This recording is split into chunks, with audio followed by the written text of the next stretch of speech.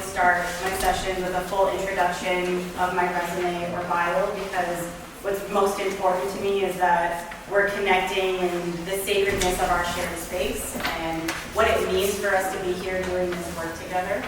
And this morning, starting last night, this entire trip, but I'm trying to reconcile and also put very succinctly the things that I'm feeling and navigating. So I'll speak to what I experienced this morning with Dan and the language around family and ancestral calling and history and relationship to all of those things, because we've been here for a week and we're digesting a lot of information about a lot of different topics, and I came here with a really deep openness to wanting to learn and know the things that I didn't know, and then also wanting to share my own story and my own ancestor story, and how do I genuinely bring that into the space while also holding the space for the things I don't know. And today I felt like a portal was open. So I'm actually really glad we're here with the windows and the sunshine, because there was something that Dan did this morning that created this invitation for us to really consider and ground in the things that connect us as people and as humans, which is just what is memory and whose memories are we holding? How do we remember that? We spent a lot of time this week talking about how we remember and where we go to remember. And what I want to pull into this conversation is how, not just how we're remembering, but whose memory it is, and then who that memory is for. And so as I bring in and sort of think about reimagining memory, I will also hold space very specifically for descendants of those who survived enslavement, so that I can call them into the conversations that we have been having together in the last 2 days, but also the conversations that as a fellowship we've been having this week. And so know that that's the lens that I'll be operating from for this conversation, but I'm honoring that we are sharing this ancestral energy and connection together.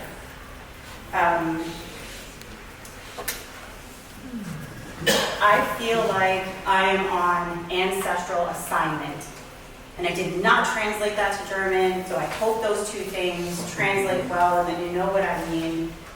I haven't picked a career, I haven't picked a job.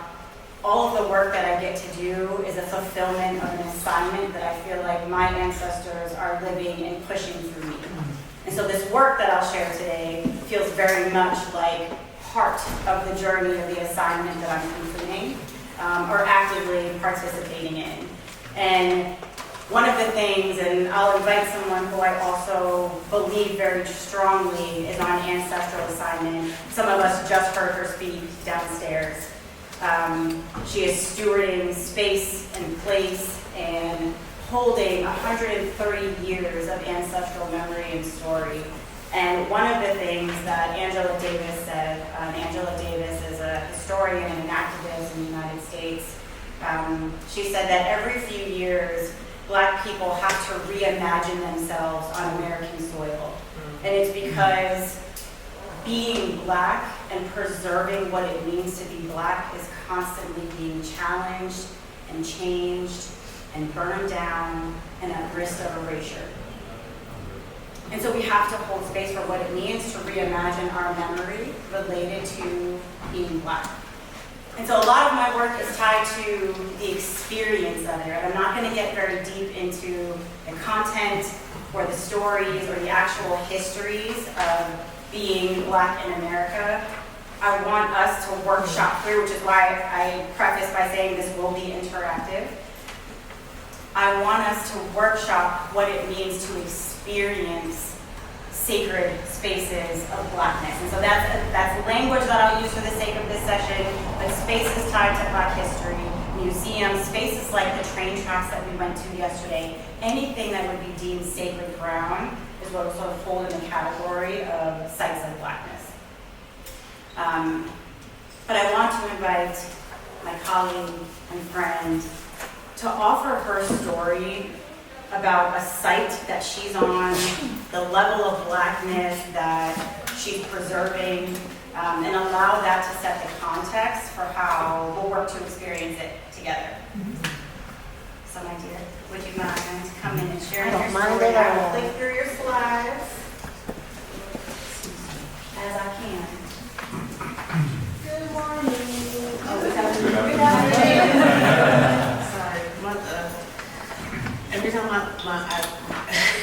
my father used to say good morning no matter what time it was. And now people are like, it's not morning, like it's morning in my heart. Leave me alone. All right, so hello everyone. Hello again. It's so wonderful to see all of y'all's faces. And I'm so happy that I get to share this with the folks that were not able to be in last session because this work is really important to me. So I'm happy to be here. Can you see? Okay.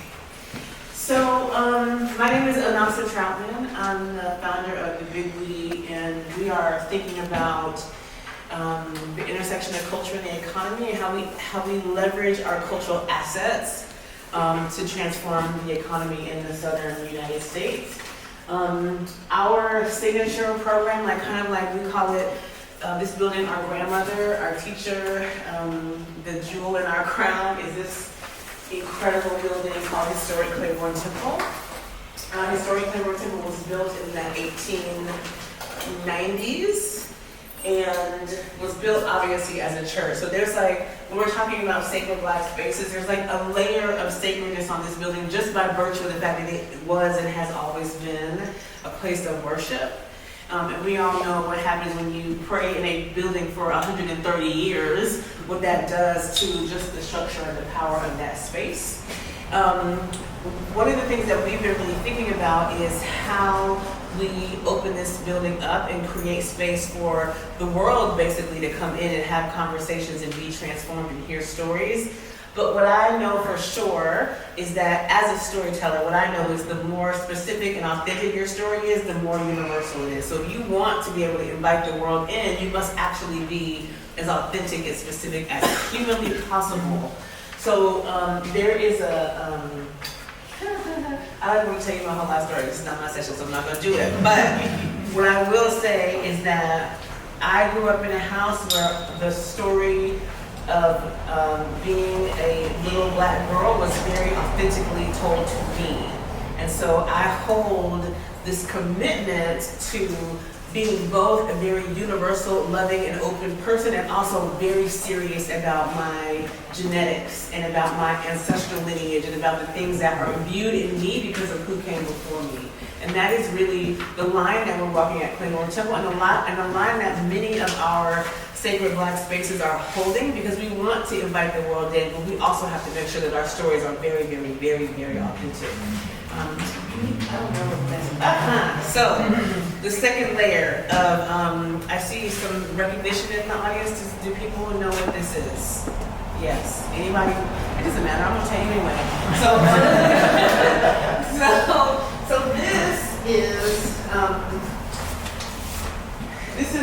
these are sanitation workers. So these are garbage men from the 60s in Memphis who have been treated very poorly for a very long time, and who got to a point that they said no more. We are done. We are tired of this. We want to be safer. We want to make more money. We want to be able to have our dignity. And a woman named Cornelia Crenshaw, who was a very well-known activist in Memphis, had an idea and read a poem and came up with the slogan, "I am a man."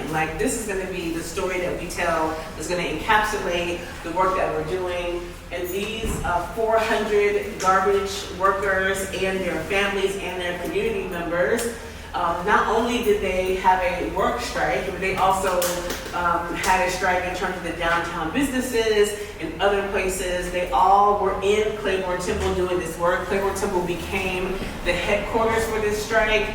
And not only did these men gather there twice a day to make their I Am Man signs and to leave to be able to have their strike, but also community members stayed in the building to be able to cook food, collect money, collect clothes, because these men were out of work for 3 months. And so you think about what that can do to a family that's already stressed financially. You're not working for 3 months, it's going to get real bad.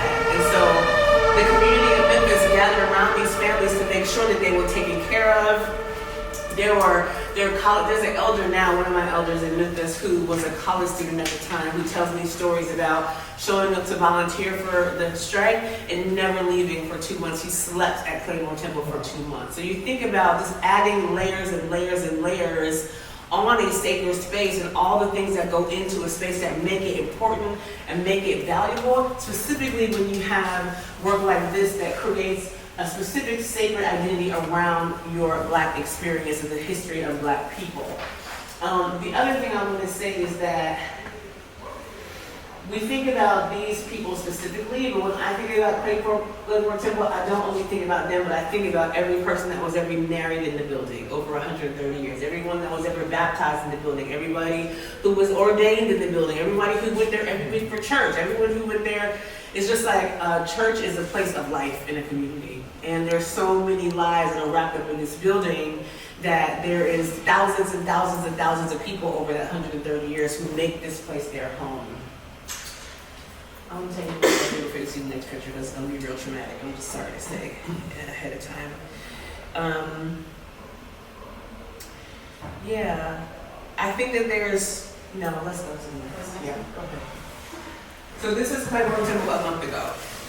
On April 28th, 2025, somebody decided that whatever we were doing was not to their liking and decided to burn Claiborne Temple down to the ground after they set my house on fire and after they set my family's land in the mountains on fire. So we are now being targeted because we have expanded our work beyond our community, thinking about how we transform the economics of our city and have started to talk about development downtown and what it looks like for us to be able to drive the economics for Black people in Memphis, and somebody got real pissed off. And so I woke up to this at 2:11 in the morning on April 28th, and now Claiborne Temple is probably 80% destroyed. So the irony, I think, is like this heinous act of violence actually added another layer of sacred to this space.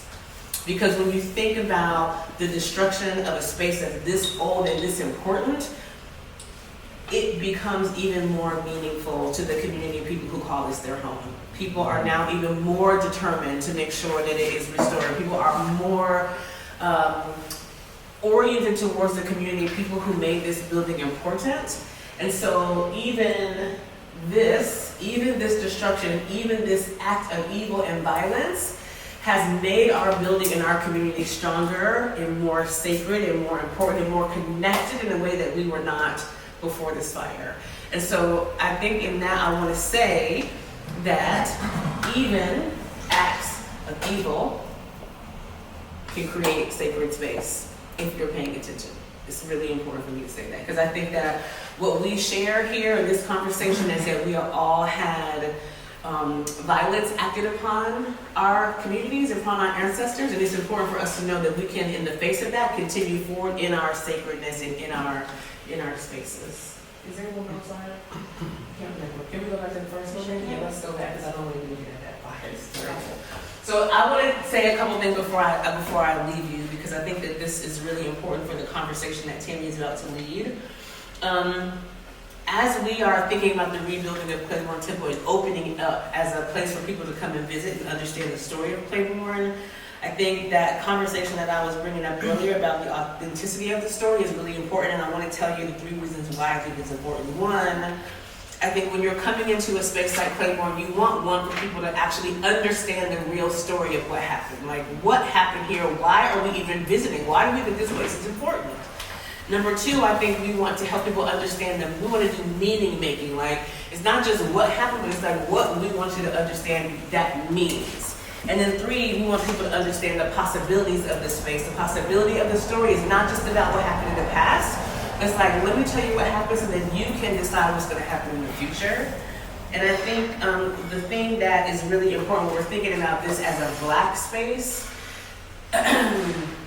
it is most important to me that when people whose story this is, whose ancestry this is, when Black people come to the building, they see themselves in an authentic, celebrating, and beautiful way, right? I know that if I make sure that man's granddaughter comes in our building and she feels honored and seen and protected and loved by our space, anybody else who walks in there is going to have a great time.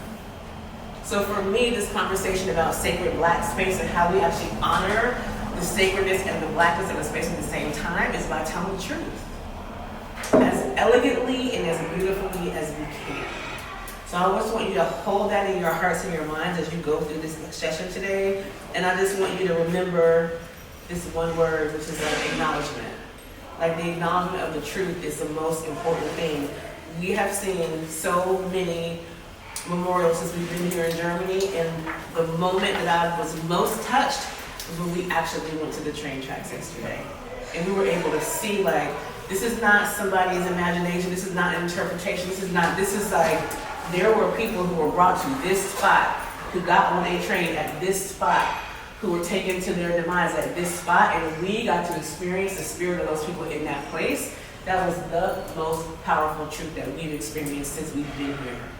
That authenticity and that truth is what is important. So many times Black stories have been erased. That's what this fire was about. It was about somebody trying to erase our story. The way that we honor those folks is about telling the truth. Enjoy the rest of your time. Thank you.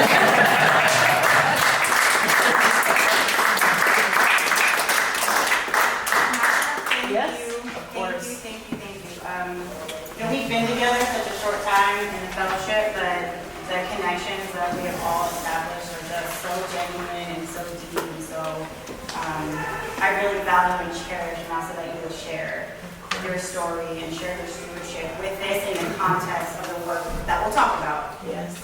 I didn't want it to be hypothetical. I think Black history sometimes feels really mythical and it feels fabricated, it feels distant, or for those of us who are in the States, feels surreal and abstract.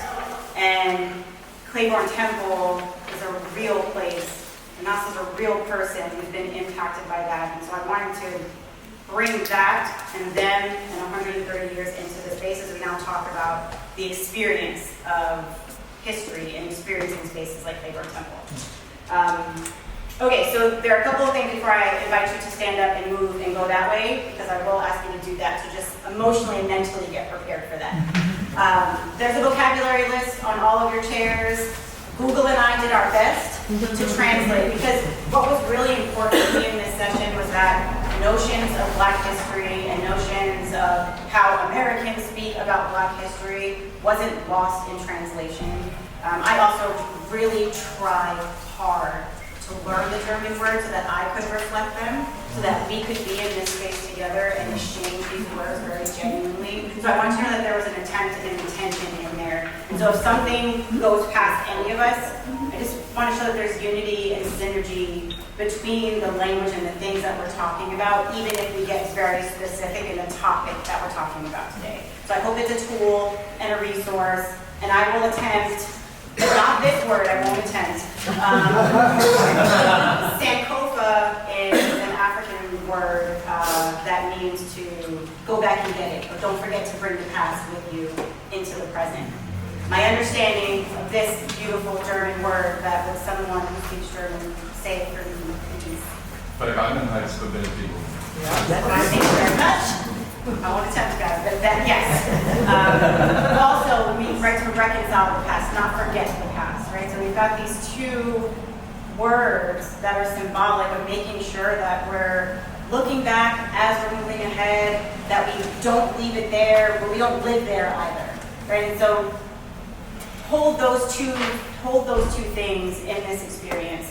As we move into the experience. So, I'm going to ask you all to stand up and then just go to that side of the dark room, and then I will re-invite you in. But if you don't need anything, you can just go and stand over there. Please and thank you.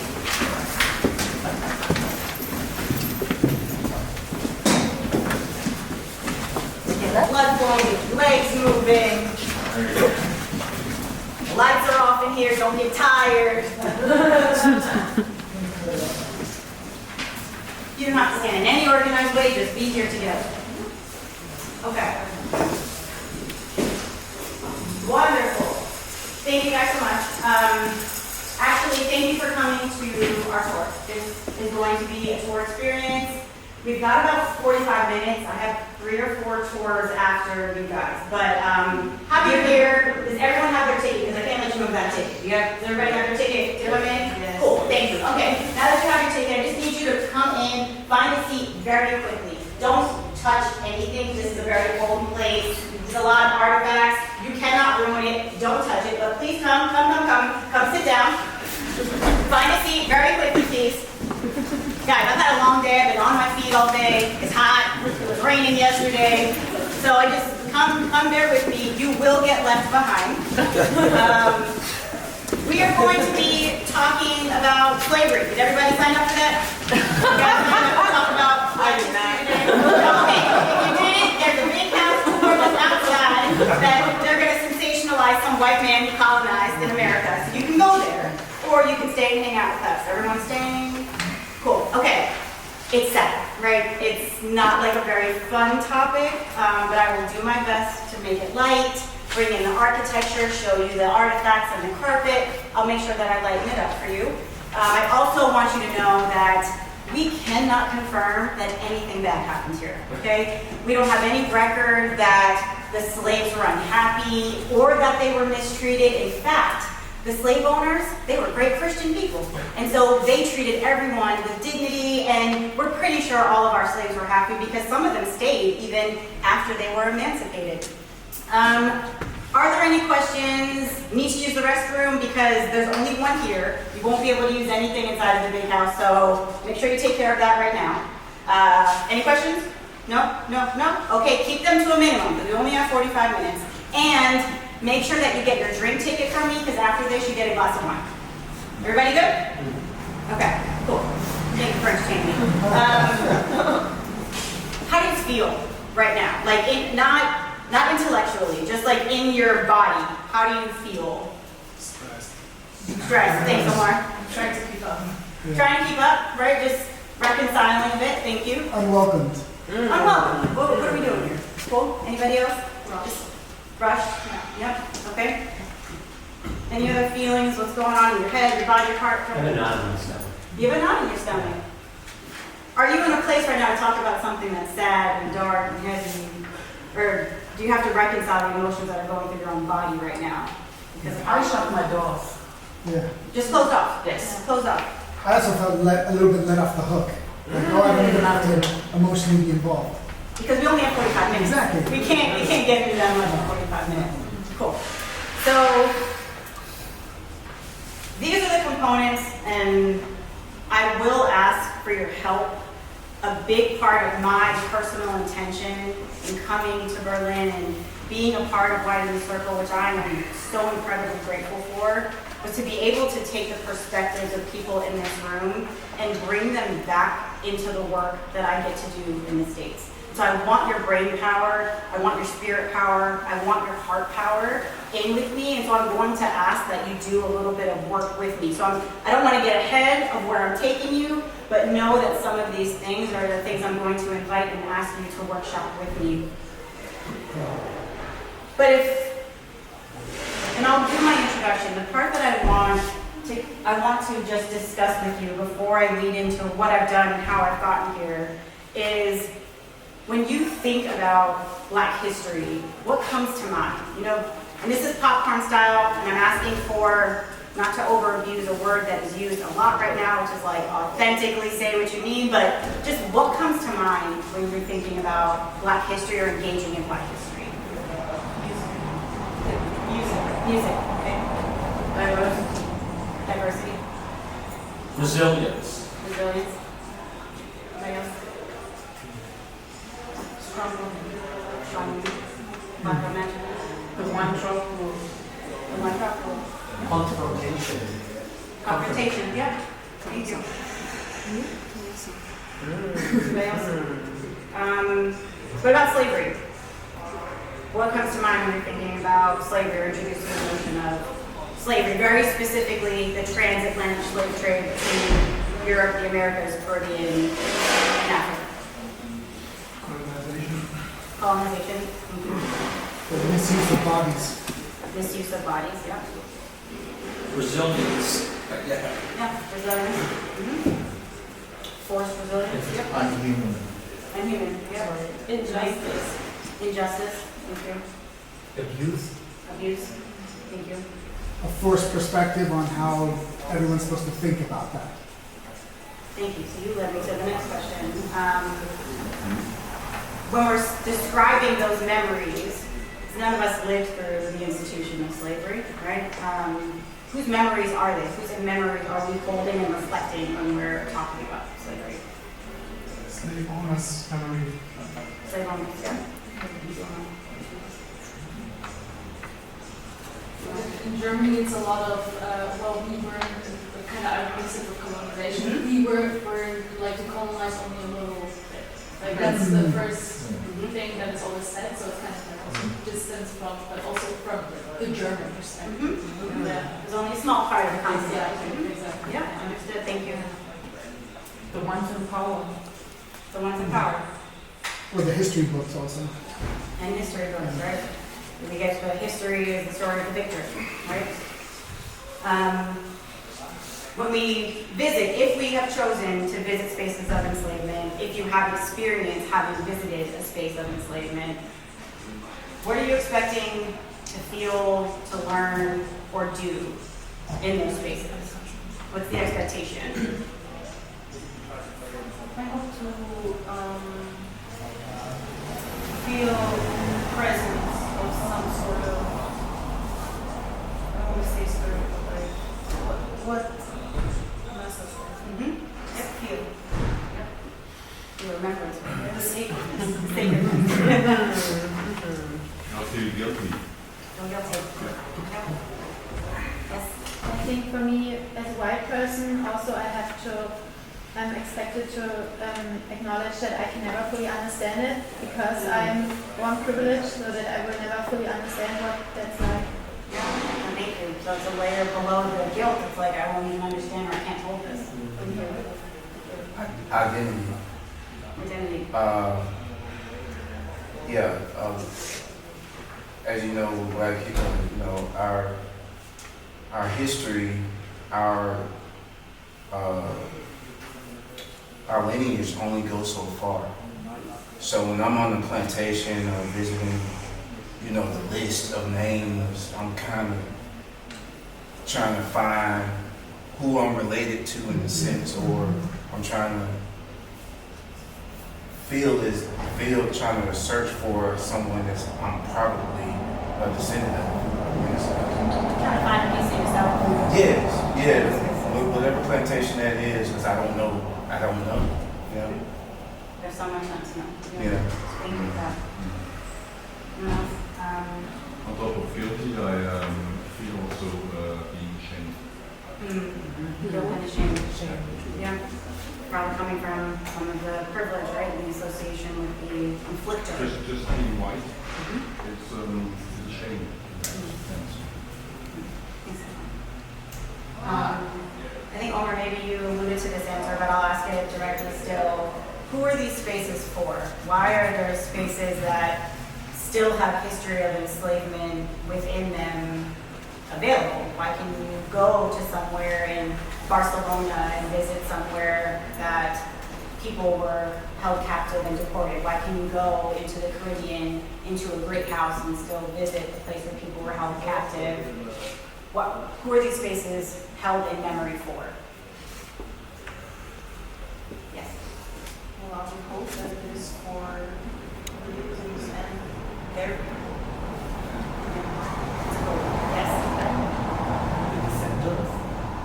For the descendants, because they don't have, because maybe if they are Afro-Americans, we talked about yesterday about it, they don't know something about their heritage, where they're from Africa. They just know they are the first thing, the first remembrance maybe they have about the history is that they are the first Afro-Americans in America, they were slaves, they are narratives, and if they are connected with other slaves, or maybe from Europe or Africa, they have more people, they understand them, and they feel connect to them.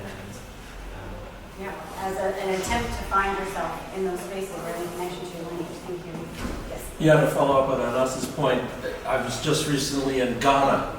So the spaces in Ghana, which are the embarkation point for enslaved Africans, are often for African Americans returning and searching for their ancestral roots. So the space itself in Africa is crucial for that. I hope these spaces are for every human being. And so I wanna just raise that point, and thank you, although I'll actually introduce myself. But I wanna go back to that point because I came into this session feeling very aware that we are in a space where we are trying to find universal threads, that we have this ideal of what does it mean for us as humans to come together and have collective memory and collective remembrance of all things that happen, or how do we just hold all of our history to be true and have an experience with it that is affirming and positive of those who were part of that history. And I had some dissonance because I'm holding very specific space for how Black people, Black Americans specifically, because I'm also realizing here that when I am saying Black, it means something different in a global context, right? So I want to just sort of bring our funnel into that I'm talking about Blackness in America, and still holding the same ideal, still holding the same North Star that there's a place that we need to get to. There is a collective remembrance that is possible. And there are a group of people who are so disconnected from their own stories and from their own truths and their own history that if we can figure out how to get that right with this particular group, that it's a step in the right direction for our collective memory. So I'm a nonprofit professional. I've been in nonprofit working with young adults and youth for the last 20 years. The last 5 years, I studied historic preservation and public history, and I'm using nonprofit and programming and former teaching to now figure out how we create better experiences around historic sites related to Black history.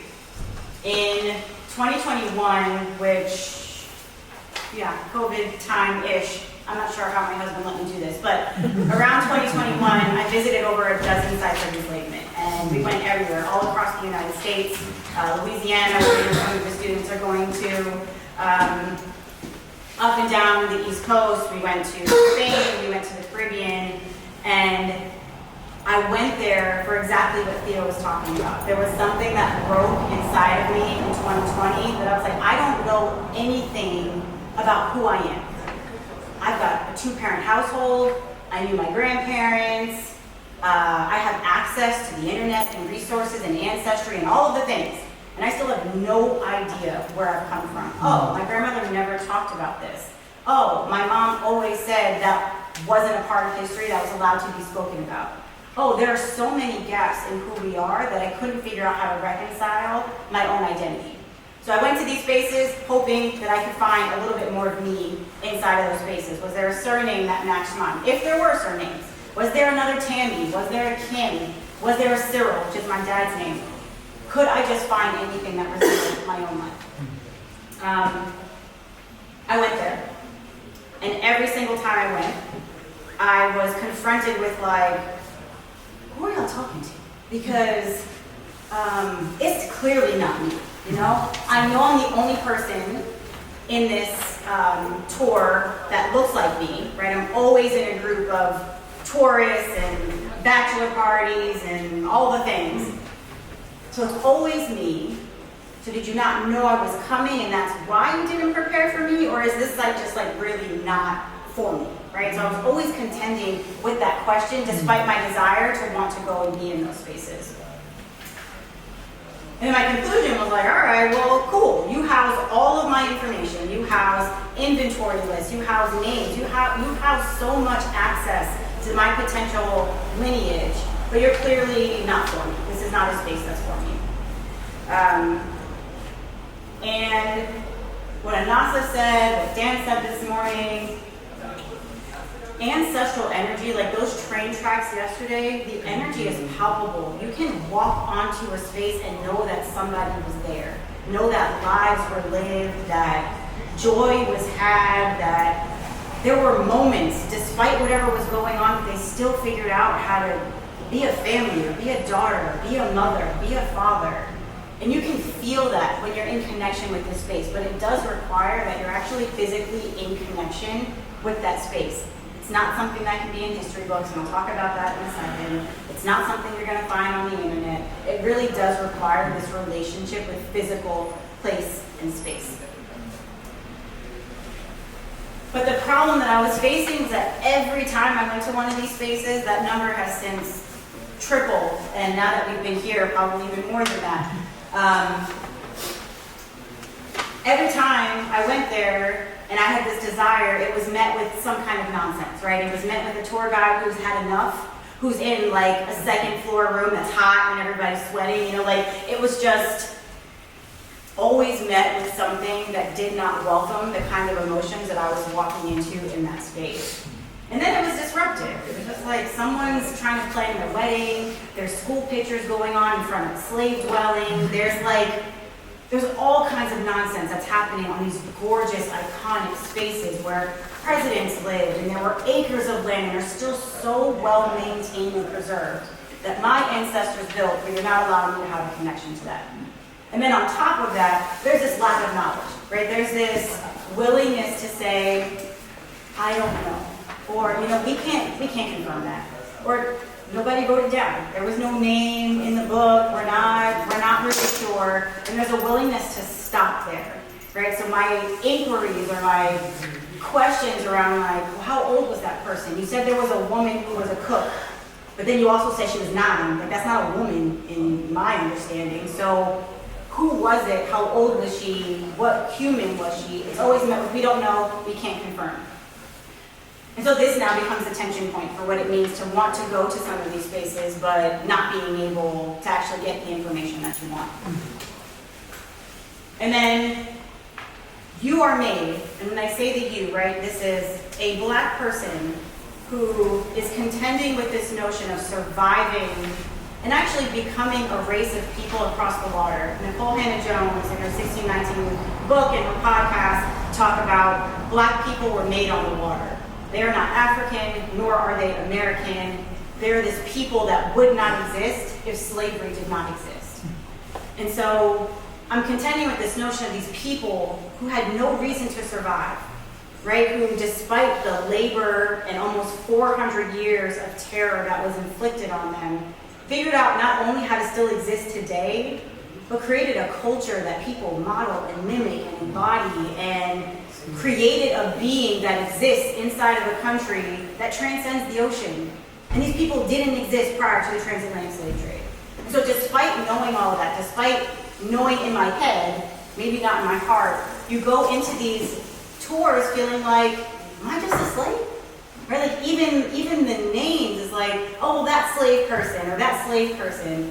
There's language here around survivor of the Holocaust. Everyone is a survivor. There is no embodiment of victim or no embodiment of the harm. It is always put on the person who inflicted the harm. Yes. But Black people somehow are made to hold both the harm that was inflicted on them and the notion that they're less than. And that tension is crazy to me. We don't ever think about giving the infliction back to the inflictor. We're always forcing Black people to hold on to both of those. And so I've said this, so I won't restate, but I am talking about descendants. I am talking very specifically about Black folks in America.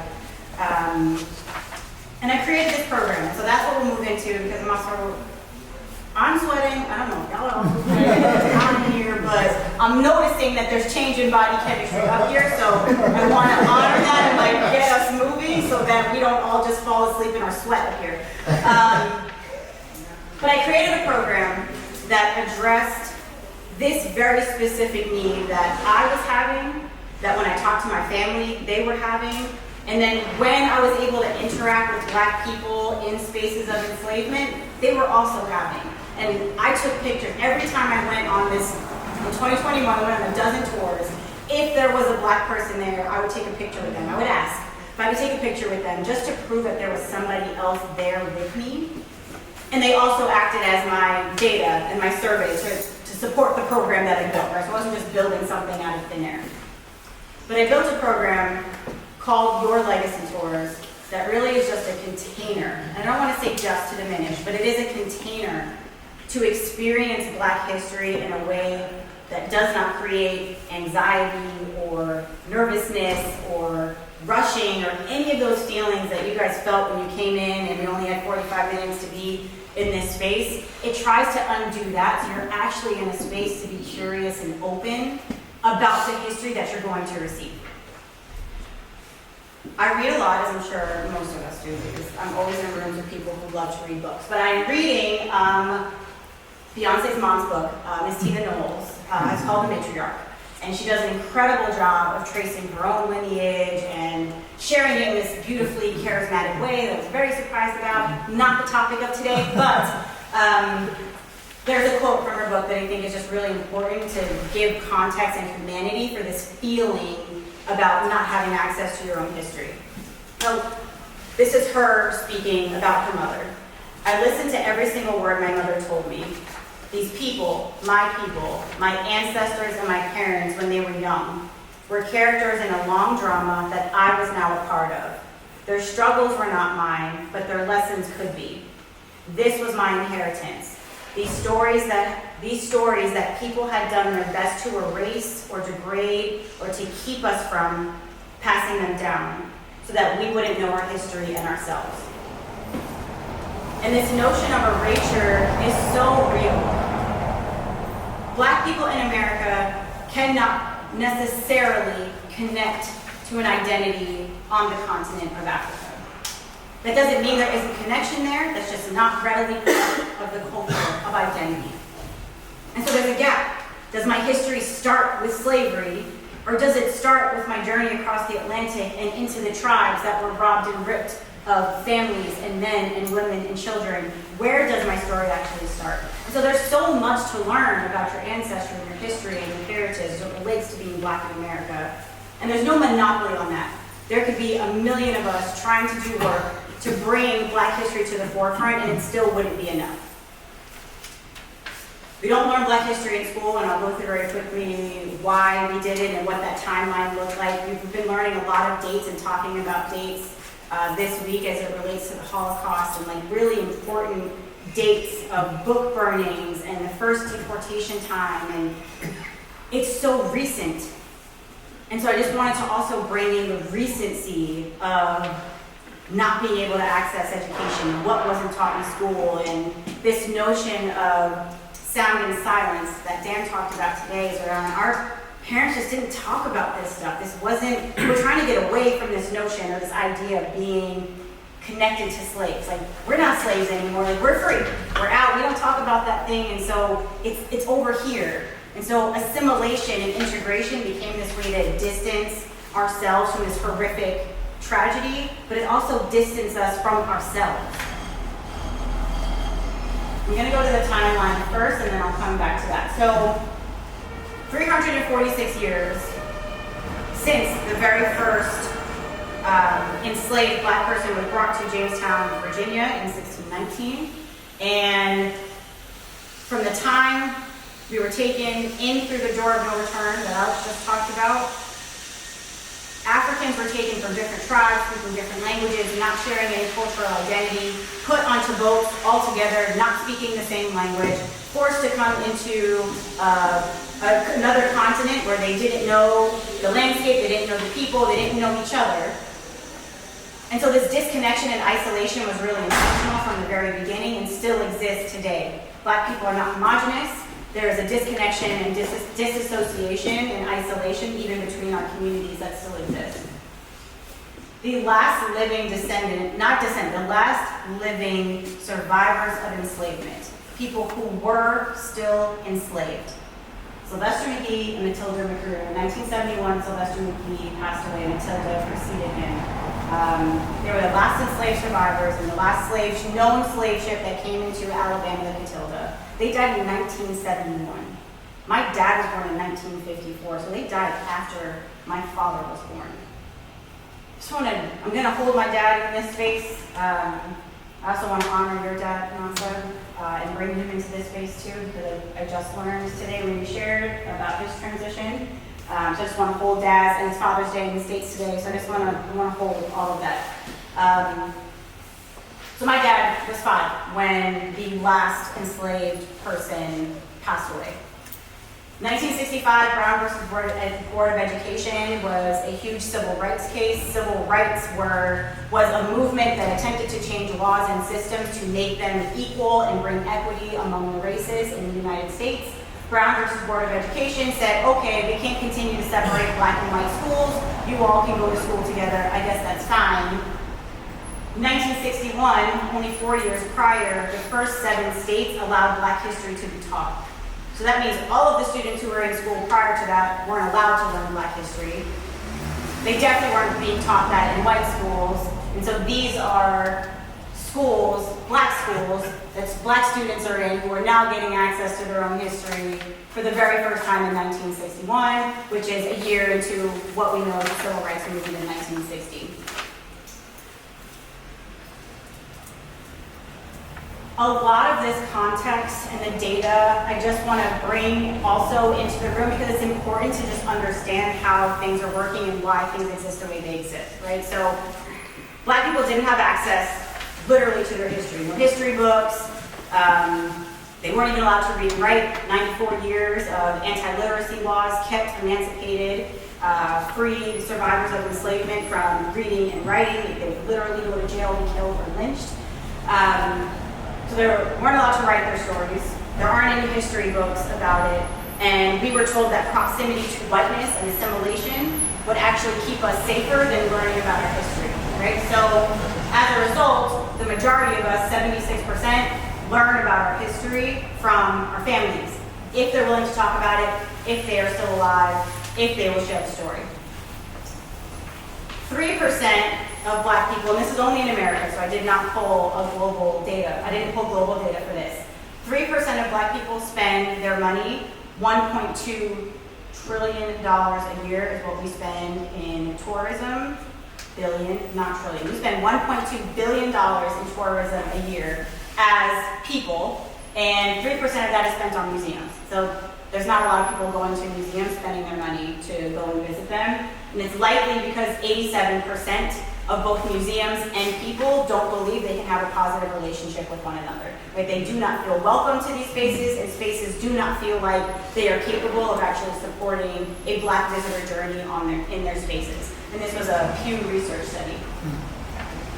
So, is this why sites of enslavement don't try to invite folks? Is this why we move so quickly to this universal thought of like, well, everyone should learn this history, and how do we talk to everybody about what happened? And we don't try to get very specific and relational with black descendants because it's really hard, because we don't go, and because there's a lot of trauma inflicted and distrust, and so there isn't a meaningful relationship there. Is that why? And if so, who's that really to the detriment of? It's not to everybody else, right? It's the continued detriment of black people and not getting access to their stories. Okay, so I said this specifically, but it's Father's Day, so I'll say my dad's name again. His name is Cyril. My mom's name is Kim, and they were 6 and 2 when these laws were passed that allowed them to share black history in schools. If my parents were in school, that's if the state they were in even allowed that. My dad and his family immigrated from the Caribbean, and so it was probably much later for my father to get access to any of this history. And so the question here is, how can families, how can communities be able to share a story, share their history, if they don't have access to it, if they were taught it was bad? My Nana, who was my great-grandmother, we used to go to church every Sunday. Every Sunday we had to go to church, and it didn't matter. It didn't matter if she was mean as the dickens the day before. She'd be so happy and ready to go to church on Sunday, and it was very annoying. But she would do a paper bag test on my sister and I. My sister and I are both very fair-skinned. We are products of being black in America. And if our legs were darker from being outside than a paper bag, we had to put stockings on. And that was just part of what she said we had to do. It was our proximity to whiteness. Could we be lighter? So how can we build a relationship with history like that if we don't have access to it and we're not feeling good about it? Our families are telling us that we shouldn't feel good about it. The program that I built, in itself, in its essence, so up here, is an invitation to reconnect with Black history. And is very specifically for Black people to reconnect to their history with more joy and more honor. It is not an invitation to erase what is true, to dilute the harshness of what happened, to erase the harm that was done to Black people. It is how do I create a container that allows me to experience that information in a way that I leave more empowered and curious and interested about my history than I leave harmed.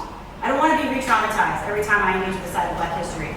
I could watch the news and be traumatized. I could watch any Black movie and be traumatized by somebody getting shot, somebody getting hurt, robbed, shot, killed, always a confrontation was one of the words that I heard. I can find that any day. I do not want to go to a space that is sacred, that my ancestors lived on, and be re-traumatized or re-harmed.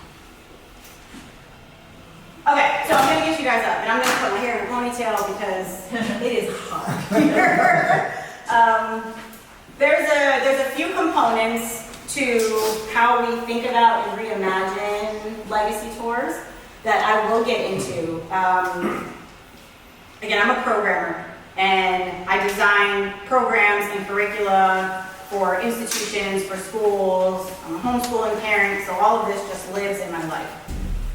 I work with historic sites to say, hey, you guys have a space that has a cemetery or has slave dwellings, and Black people don't come. Maybe they would come if we did these things. And I help them reimagine and reframe the tours that they're already doing with the experts they already have to say, did you consider how this could feel differently? And so there's audits that happen, there's a process that we walk through, but there's very key components that we work to change that I'm going to ask all of you to workshop with me anywhere you want to. You can leave this room, you can go upstairs, outside, get water, move your legs, whatever you gotta do, just so that you stay with me and stay in this sacred space with me, because I just continue to be so grateful that you guys are sharing this space and this energy with me. So you can pick a group. I was going to count off, but I feel like you're grown-ups and can figure that out yourselves. There are 8 components. Some of them are around the room, if you can see, but they're also posted up here. There are a few things that you very specifically experienced, I think, in the welcoming of today. And this idea of like, hurry up, and you got to go through the logistics and rules of the tour because, God forbid, you try to figure things out on your own. A willingness to say that I don't know, or I can't prove, or there are no artifacts. Don't touch. There's likely no pictures or representation, maybe just an inventory list like Theo was talking about. A willingness to just say slave or dismiss, or that was a woman cook who was 9 years old. And I'm going to harp that it was on, that we're talking about labor and sadness and harm, because this is a very sad, terrible topic, and you just made me feel guilty and awful about what it is that we're learning about. So I'm going to ask that maybe you pair up, because I think we have, maybe groups of 2 or 3. You select them, or you can count off. It's totally up to you guys. But if you can get in groups of 2 or 3, pick a number, and maybe I'll just count off so that you actually get a number. So let me just do that. So if you guys don't mind counting off by 8, and then you can just pair off wherever that lands. If you don't mind starting. 1, 2, 3, 4, 6, 7, in back. 7, Yeah, 8. 8. Okay, then 1, 2, 3, 4, 6, 7, 8. 10, 1, 1. 2, 3, 4, 5, 6. Okay, cool. If you don't mind breaking off into your numbers, the ask here is that you change the title. You're reimagining memory with me right now, format of memory. You're going to change the title and then give me a description of like how that would feel instead of what we experienced earlier. And I think we'll do 15 minutes, right? We have 2:45, Lana? Yeah, we'll do 15 minutes, and then, so the ask is that you come back here at 2:30, and then we can go through what you've done. Directions clear? Yes. One's the other one. I'm the other one. Who's 8? Right, Steph, hurry up, like, what's the So one, so we'll go downstairs. Who else is 8? Three. You guys are right next to you. Anya. Right behind you. 2.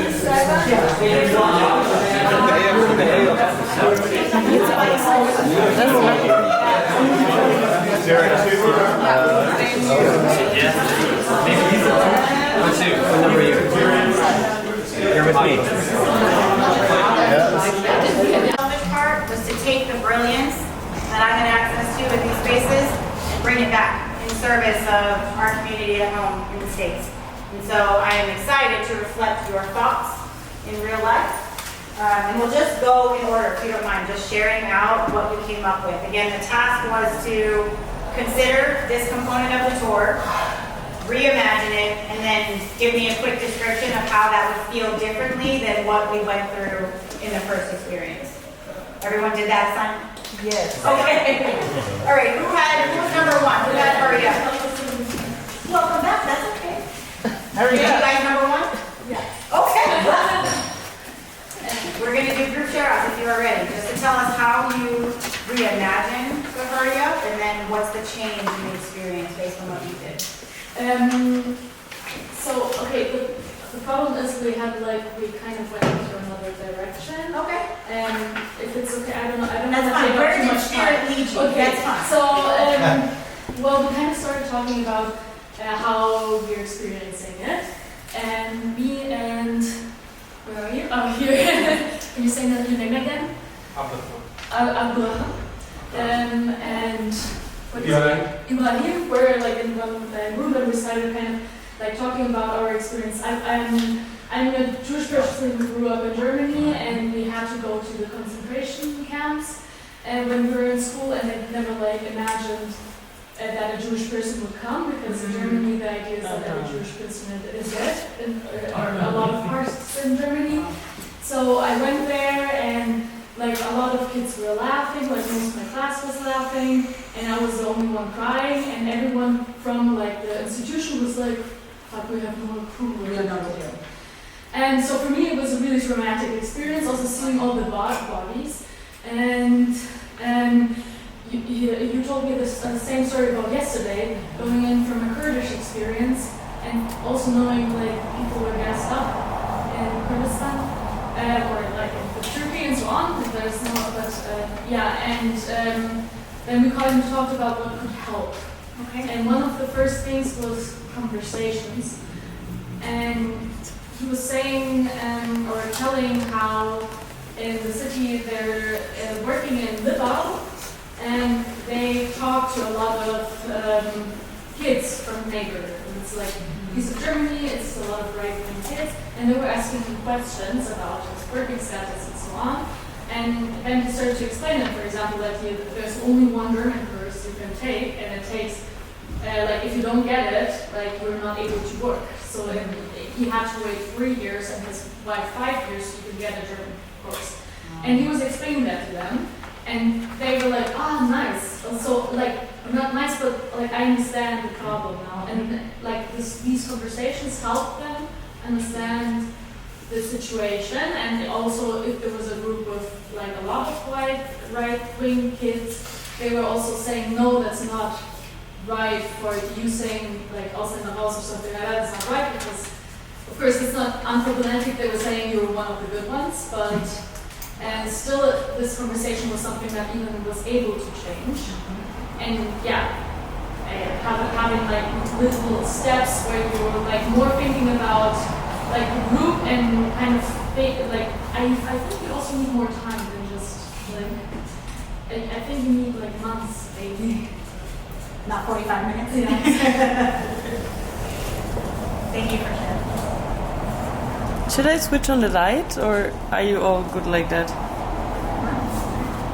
Oh, the light. She said she should turn the light on. Up to you guys. Do you need the light? You gonna fall asleep on me? It would help for filming if that's okay. Oh, will it help? Would that help with the camera? a bit, but yeah, as you prefer. Yeah, whatever you need. Group number 2, logistics and rules. Who is that? Okay, yeah, that would be Mark.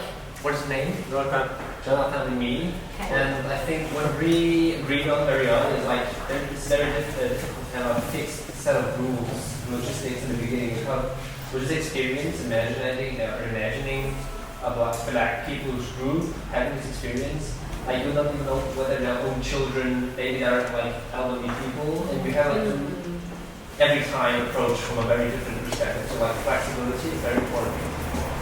When we talked about like this kind of place at the beginning to have give the people like space in order to first of all get like to know this place, maybe like traumatized and like very troublesome question. In order to those people like can express themselves.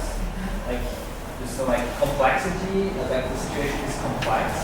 Maybe it's the first time, and like complexity is exactly the like opposite of having like fixed rules. You can or can't. And it was pretty much like this flexibility in order to make this experience, like it's like to have a mystical connection or to get a glimpse of what was the place. And this, I think it requires a lot of flexibility and preparation even for the people going there, for them to have like this experience I think we do. And that's a point in the beginning, like to have a glimpse of what happened. It's just not enough to say you can, you can't. So I think it was short. I think the other thing that at the very beginning, an acknowledgement that people are going to, in this group, going to have different feelings, they're going to have different knowledge, they're going to have different questions, and we need to honor that throughout so people can feel and they can raise questions. Yeah, there's a real invitation in what you guys described. Yeah. Thank you. Group number 3? I don't know. Yes. So the first thing we thought of was to validate the question that was asked. So to not just say, I don't know, but to say, yeah, interesting question, or that's a good question. And that led us to the idea of finding more positive ways to express that you don't know the answer. And we came up with the examples, I don't know, but I care about your question, or let's find out more about it together, because I don't know. So that's what we came up with. I don't know if you want to add anything. Express care in absence of information. I love that. Thank you. Blocking number 4, the silhouette. You must Yeah, start. I can do it. We weren't really sure in the beginning why what exactly is the problem there, but then with your help we found out that the persons that the museums are trying to make visible there, it brings exactly the opposite, and there is a silhouette but no visibility at all. And so we thought of solutions to bring this visibility, and we thought of maybe something like an audio guide and something, someone would read about a person or so that the persons coming to this museum can hear about a person's story. Maybe also you could make a film or something, so something that really brings visibility and helps people to understand the story of the persons. Or in the second case, if there's just a silhouette and no idea of some story behind it, then there shouldn't be a silhouette at all. Okay. So either bring in visuals and possibility or remove Yeah. silhouette. Yeah. Okay. You said that the silhouette is feeling like the person is like a mystery. It's, was the person there or was it there or wasn't it there? And instead of the silhouette, how you said, you could use an audio guide or like an audio spoken by a person, so that it feels like the person we are learning about is talking to us. And because if the silhouette is there, there is also information about the person. And this was also the idea of the film, or like a little video with Schauspieler. Acting. Yeah, with actors. Sure. Yeah, bring somebody in if they're not there, bring possibility. Thank you. Number 5, who has something to make? Our point was language, which is a little bit hard for me since English is not my first one, but I am going to try. We strongly agreed upon not constantly talking about these slaves, but actually using the names of the people, not saying a female slave when it was a 9-year-old little girl that was adopted from home, put into forced labor. Alex also made a good point, not talking about these slaves, but talking about enslaved, because that puts the perpetrator into the picture, which we think is important. And we also agreed upon constantly repeating. I'm going to make an example. When I talk about the victims that were murdered by a racist during a terrorist attack in Hanau, I repeat that all the time. I don't just say that once and then furthermore talk about the victims, but I constantly repeat myself so it gets into your head that, Yep. You're repeating into their humanity. Yeah. Thank you. Number 6, yeah, touch. Yeah, Theo, Anessa, and I, we have don't touch, and we talk about it and think about it, how we could find other ways how we feel to get a bonding, to get a connection to the artifacts or something we can't touch. About the feelings, about the tactiles, about the technology. We have the idea, like group number 4, that a narrative can talk to us and talk about the story from how he was like to take it on a ship to America, and how it was his life as a slave. And or we have virtual reality glasses and glows that they are connected with our brain maybe, and then we can not just see the artifacts, we can also touch them, or maybe we can do a workshop with a guide who help an artist who help us to copy the artifact. And we have another idea also to have a connection, to feel bonded, if we have a slave history or not in slave history, like to write a poem or to write a song about the music, how we can find a connection, a way to the artifact. So we can touch it emotionally, but not with our hands. Yeah. Okay, so I'm hearing you're bringing in a tactile experience and creating artifacts in absence of having. Still don't destroy the house, but we'll give you options for how to engage. Thank you. Can I add one thing? Because Theo told a really great story about going to a plantation and like having an actor come in and sing a song from the time. It was a woman whose descendants, whose ancestors lived on this plantation. And she said that there was a song that was brought down through her lineage, and she came into the room and sang for Theo in the group, and he said, I wasn't allowed to touch anything, but she touched everybody. The emotional transfer of energy. Yes, we have one last thing to say, and that is Theo and I say, do not hand me a piece of cotton and tell me to touch it. Don't do that. No triggering artifacts. No triggering artifacts, no.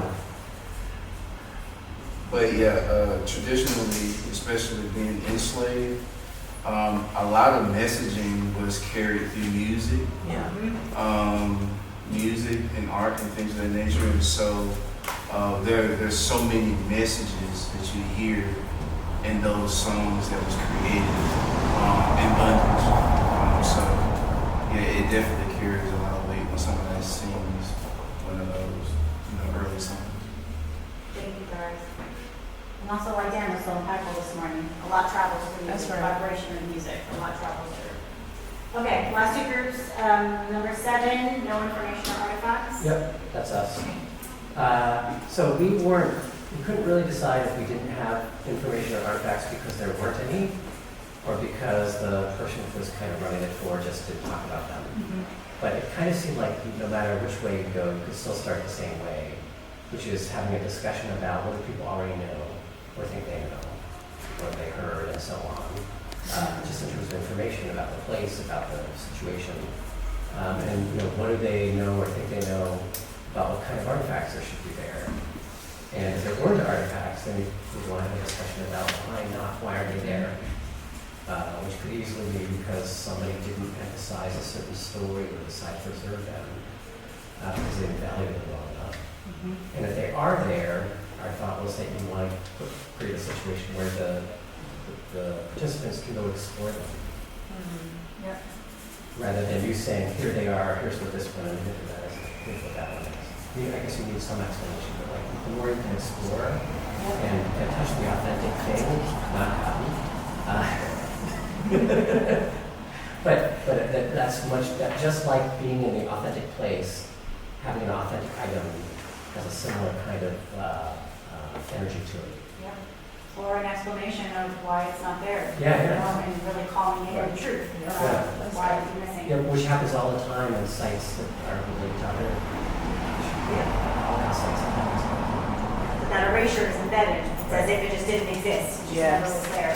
Versus why it's not there. Yeah. Yes. Thank you both. Last but not least, labor, harm, sadness, or language. Yes, we came up with, for example, it could be that some younger kids, black kids, could talk about their history, and it comes up very authentic and very strong. And they don't focus only on the negative, but on the potential. And that's music, that's creativity, that's writing. And for example, quotes like Toni Morrison, freeing yourself is one thing, taking ownership of your free self is another. And these quotes are very strong. Or Baldwin, I'm not your Negro. And when these people internalize these things, so then they overcome the storytelling of the oppression, you see. It's bringing this notion of possibility. Yes. Right? It's not just... And it's in life. You see it all the time in the Delta blues and in the jazz and wherever, and also in the writing. Absolutely. And Masa said that this morning around bringing in our own imagination, our own possibility, being the thing that's leading us forward rather than living in someone else's imagination of our circumstance. I want to be cognizant of time, but there are and were props. I'm just going to ask if anyone has a frame near them, if you don't mind just bringing them to the front, because I just want to offer how closely aligned and I think how easily intuitive and potentially common sense some of these notions are. Thank you so much for your help. We're not talking about retelling. We're not talking about retelling an entire story or pretending like slavery didn't exist. Right? These are almost very common sense ways for us to say you can experience this history in a way that feels more meaningful in a way that feels more honorable, and potentially at the end of it, lets you reclaim some joy in this association of being a Black person in America. There is nothing that I am more proud of than being a Black person, but it is complicated, and it is sometimes hard, and it does not always feel good, right? And so I can create this container that reimagines this idea of hurry up and wait. And you guys gave me a ton of ideas. I want to offer how your Legacy Tours does it quickly, and then I will end with a video that just shows what your Legacy Tour is so that you have a sense for what this work actually is. But instead of hurry up, it's welcome. Thank you for choosing to be here. Thank you for making this really difficult choice to get in your car, buy a ticket, drive, and walk onto a site that potentially your ancestors were enslaved on. Thank you for making that choice to be here with me. And then instead of just the logistics and rules, most adults and children can find the bathroom. I don't need to tell you the tour is only 45 minutes or where the bathroom is. Most people don't want to be in your space for more than an hour or so. Right? So you can leave some of the logistics at the door and set up spaces where they can engage and offer reverence and thank them for just being there, right? So we contrast that.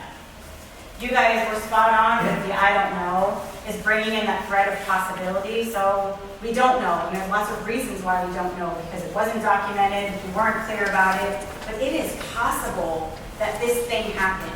Can we leverage technology, AR, VR? I heard some of these really great examples. We have an app that we use that brings in physical augmented reality of a person, and then you can audibly hear their story in absence of a site having their story. So it's bringing in possibility and using technology to do so.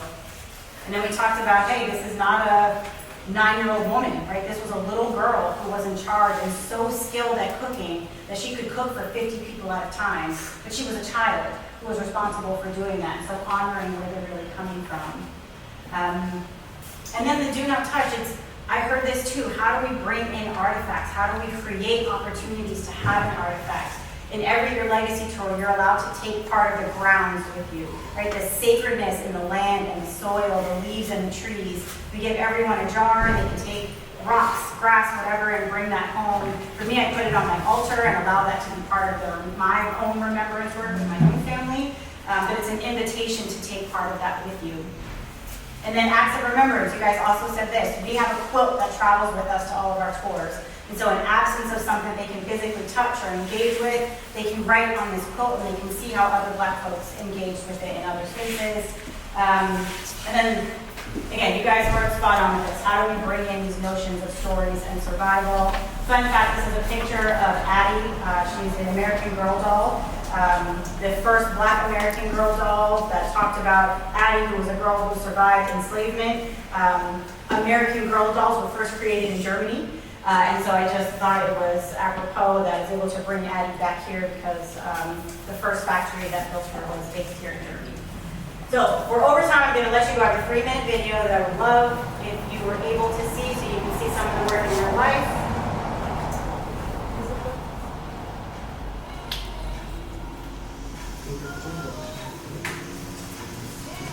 If all of our visits to these very difficult spaces were as warm and as open, it will encourage more of us to do this very difficult research into our history.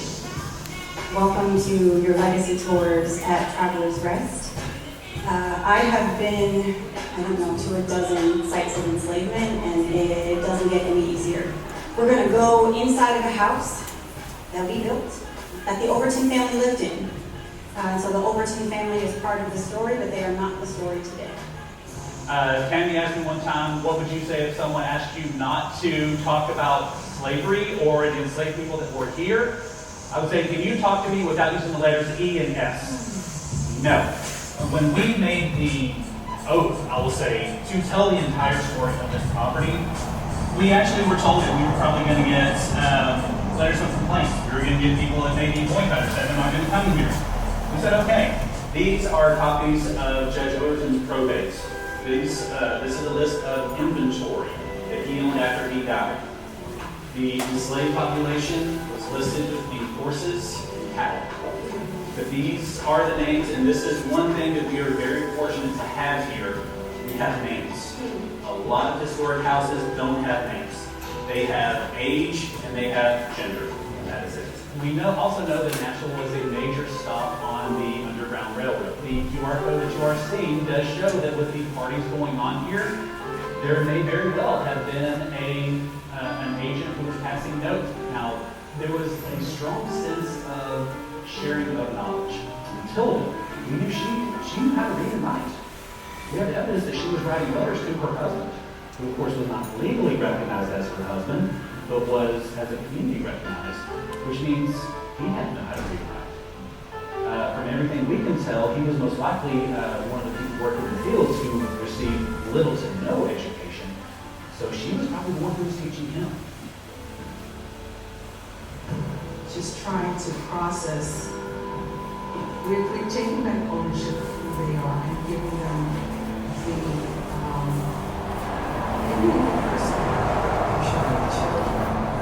If they did it, whatever it was, being a blacksmith, a brick mason, whatever it was, under these conditions, that's why we have to call him in the bee. It's not for us, it's for our babies.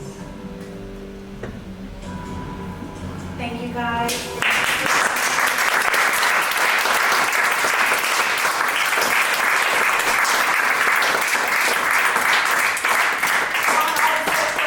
if you want to follow us on all the socials, I'll make sure that they're up there and I can share. But again, I just want to close our container. I really appreciate you all sharing in this space with me and also giving your energy to help continue to figure out how we honor the ancestors who survived enslavement. So thank you all.